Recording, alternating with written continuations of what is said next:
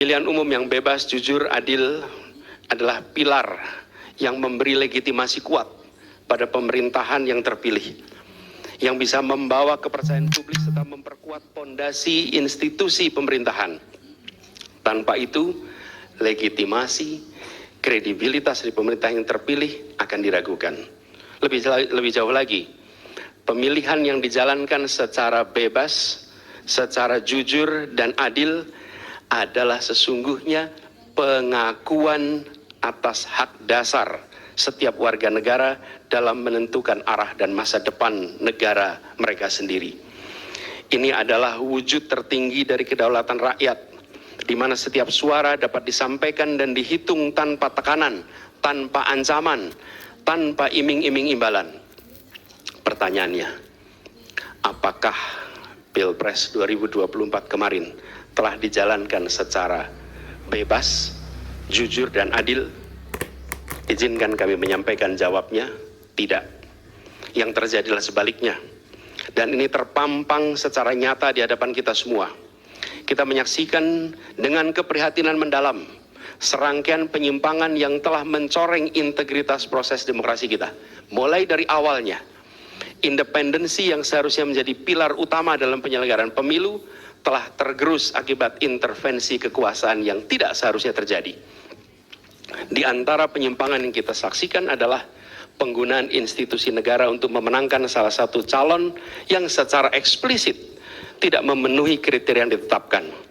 Terdapat pula praktek yang meresahkan, di mana aparat daerah mengalami tekanan, bahkan diberikan imbalan untuk mempengaruhi arah pilihan politik, serta penyalahgunaan bantuan-bantuan dari negara, bantuan sosial yang sejatinya diperuntukkan untuk kesejahteraan rakyat, malah dijadikan sebagai alat transaksional untuk memenangkan salah satu calon.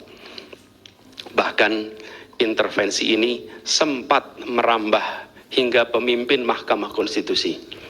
Ketika pemimpin Mahkamah Konstitusi yang seharusnya berperan sebagai jenderal benteng pertahanan terakhir menegakkan prinsip-prinsip demokrasi terancam oleh intervensi, maka pondasi negara kita, pondasi demokrasi kita berada dalam bahaya yang nyata. Lebih jauh lagi, skala penyimpangan ini tidak pernah kita lihat sebelumnya, Yang Mulia. Kita pernah menyaksikan penyimpangan seperti ini di skala yang kecil, pilkada, populasi kecil, tapi dalam skala yang amat besar dan lintas sektor baru kali ini kita semua menyaksikan. Karena itulah nanti izinkan kami nanti melalui tim hukum nasional dan Timnas Amin akan menyampaikan seluruh argumen dan bukti-buktinya atas penyimpangan dan pelanggaran kepada Yang Mulia Majelis Hakim Mahkamah Konstitusi ini. Kami, waktunya 2 menit lagi. Yang Mulia Hakim Mahkamah Konstitusi yang kami hormati, kami muliakan. Apa yang kita saksikan ini bukanlah peristiwa biasa. Ini adalah titik klimaks dari sebuah proses yang panjang.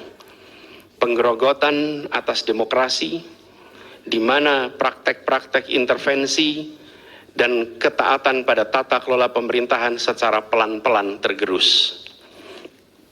Oleh karena itu, Yang Mulia Hakim Mahkamah Konstitusi, di hadapan Yang Mulia, kini terbentang satu momen paling krusial dalam perjalanan demokrasi kita. Di pundak Yang Mulia terpikul tanggung jawab yang amat besar untuk menentukan arah masa depan demokrasi kita. Apakah kita akan melangkah dalam persimpangan jalan ini menjadi sebuah republik dengan rule of law atau rule by law? Demokrasi yang makin matang atau kemunduran yang sulit untuk diluruskan di tahun-tahun ke depan?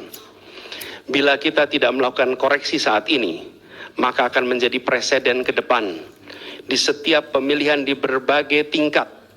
Bila kita tidak melakukan koreksi, maka praktek yang terjadi kemarin akan dianggap sebagai kenormalan dan menjadi kebiasaan, lalu menjadi budaya dan akhirnya menjadi karakter bangsa. Yang Mulia Majelis Hakim Mahkamah Konstitusi, dengan rasa hormat dan penuh harap, mohon peristiwa ini jangan dibiarkan melewat tanpa dikoreksi.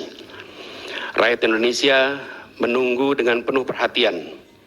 Dan kami titipkan semua ini kepada Mahkamah Konstitusi yang berani, independen, untuk menegakkan keadilan dengan penuh pertimbangan.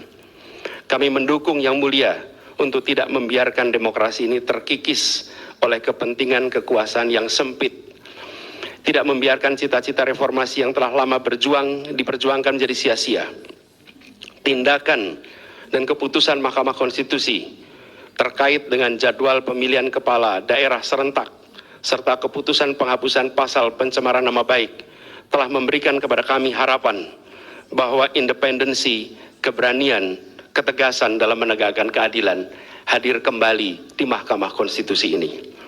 Kami mohon kepada Hakim Konstitusi yang kami muliakan untuk menerapkan kebijaksanaan dan keadilan dalam setiap keputusan perkara yang kami ajukan, menjadi penjaga yang teguh atas nilai demokrasi, dan memastikan bahwa konstitusi tetap menjadi panduan utama dalam membangun masa depan bangsa yang lebih adil dan sejahtera.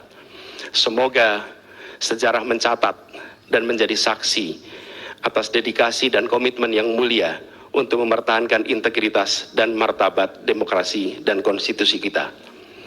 Kepada Hakim Mahkamah Konstitusi yang kami muliakan, harapan besar dan tinggi itu kami titipkan.